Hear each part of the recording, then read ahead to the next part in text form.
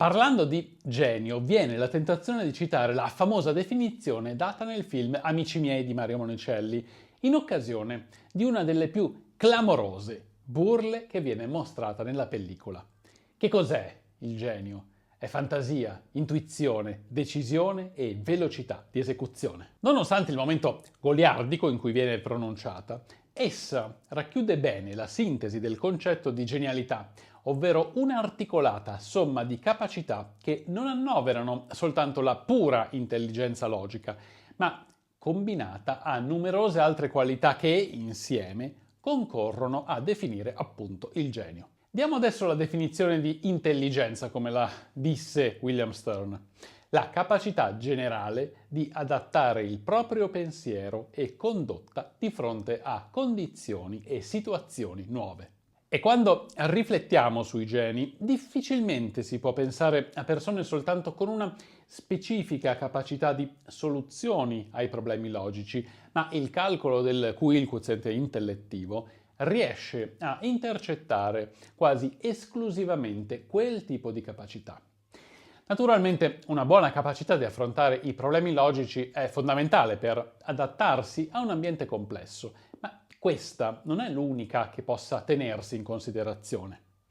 Questa lunghissima premessa è fondamentale per spiegare la vicenda di William James Sidis, l'uomo che, da quando esiste il test del QI, dal 1905 circa, ha fatto registrare il risultato più alto in assoluto, 254. Per fare qualche paragone, Albert Einstein registrò un punteggio di 160 come Stephen Hawking e il punteggio per entrare a far parte del Mensa, l'organizzazione che raggruppa tutte le persone che fanno parte del 2% più intelligente della popolazione mondiale, è di 148 punti. William Sidis è completamente fuori scala.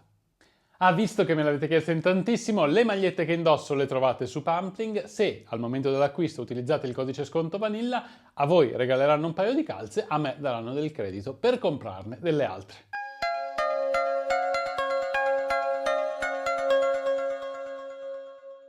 La vita di William, come in realtà numerose altre di quelle dei bambini prodigio, si può definire in parte drammatica e dimostra come un elevato livello di QI non sia sinonimo di felicità e realizzazione personale e professionale. Nato il 1 aprile del 1898 a New York da una famiglia ucraina di origine ebraica, i genitori lo educarono da subito con l'idea di farlo diventare un bambino prodigio. Entrambi erano laureati, il padre era professore ad Harvard e gli insegnarono da subito a leggere e scrivere e a 18 mesi William era già in grado di leggere il New York Times. A 8 anni aveva imparato diverse lingue da autodidatta e ne inventò una di sana pianta dal nome Wenvergood, che fu al centro del suo secondo libro pubblicato proprio a 8 anni. La lingua era un mix fra greco e latino e anche altre lingue romanze. Dopo aver fatto richiesta per entrare ad Harvard a 9 anni, a 11 anni il ragazzo venne ammesso all'interno del programma pensato per geni precoci e da allora rappresenta il più giovane allievo mai educato alla prestigiosa università statunitense. Nel 1910 si fece già notare per riuscire a svolgere una lezione sulla quarta dimensione dei solidi e di lui ci si aspettava al più presto una laurea in matematica, seguita immediatamente da una cattedra alla stessa università. Le cose iniziarono ad andare diversamente. William Sidis si laureò a 16 anni in arte. Il professore di fisica del MIT, Daniel Comstock, lo elogiò in questo modo: Carl Friedrich Gauss è l'unico esempio nella storia di tutti i prodigi a cui Sidis assomiglia. Prevedo che il giovane Sidis sarà un grande matematico e astronomo. Svilupperà nuove teorie e inventerà nuovi modi di calcolare i fenomeni astronomici. Credo che sarà un grande matematico, il leader di questa scienza nel futuro. Il ragazzo, ormai in orbita universitaria da circa 5 anni e sotto i riflettori come uno degli studenti più promettenti degli States, dichiarò alla stampa di volersi ritirare a vita privata, lontano dall'esposizione dell'ambiente universitario. Nel 1915 finì vittima delle minacce di alcuni bulli universitari e i suoi genitori riuscirono a fargli ottenere un dottorato di studi presso la William Marsh Rice University, ma anche qui le cose iniziarono ad andare subito male, con le sue lezioni di geometria e matematica che erano l'occasione per lo scherno degli studenti più grandi di lui. Sidis decise quindi di abbandonare la Rice e tornò ad Harvard, un trasferimento che fu seguito con un enorme risalto mediatico. Nel 1915 William aveva 17 anni, era già stato professore, dottorando e autore di numerose pubblicazioni e nel 1916, a 18 anni, si iscrisse alla facoltà di legge ad Harvard. Ma le cose continuarono ad andare male. William Sidis abbandonò gli studi nel marzo del 1919, all'ultimo anno.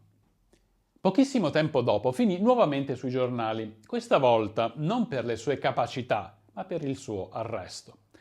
William Sidis era considerato un facinoroso che fomentava i lavoratori contro il capitalismo statunitense. William era dichiaratamente un socialista e fu condannato a 18 mesi di carcere, ma gli influenti genitori gli evitarono l'incarcerazione e lo trattennero per un anno all'interno del loro sanatorio, dove curavano pazienti con disturbi mentali. L'esperienza per lui fu devastante. Nel 1921, all'età di 23 anni, William Sidis non voleva più saperne dei genitori, delle università e di molti altri aspetti della vita pubblica che ormai aborriva. Il giovane ragazzo decise quindi di sparire dalla circolazione a suo modo, iniziando a svolgere lavori umili in fabbrica e vivendo a New York per i successivi 23 anni. La stampa però non lasciò mai in pace l'ex bambino prodigio d'America, tentando di farlo apparire come un derelitto senza alcuno scopo né cerchia sociale.